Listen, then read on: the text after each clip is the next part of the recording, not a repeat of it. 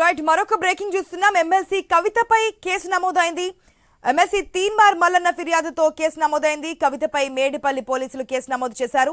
కవిత ప్రోద్బలంతో తనపై దాడి జరిగిందని మల్లన్న ఫిర్యాదు చేశారు.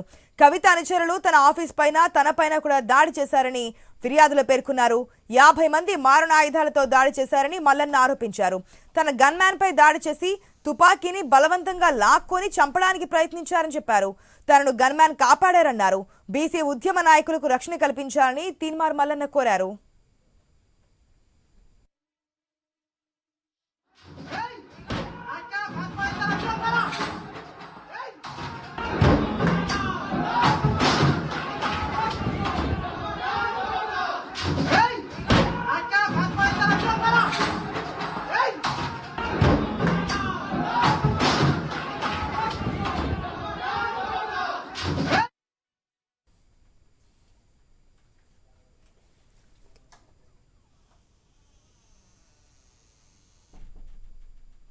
ఎమ్మెల్సీ కవితపై కేసు నమోదైంది.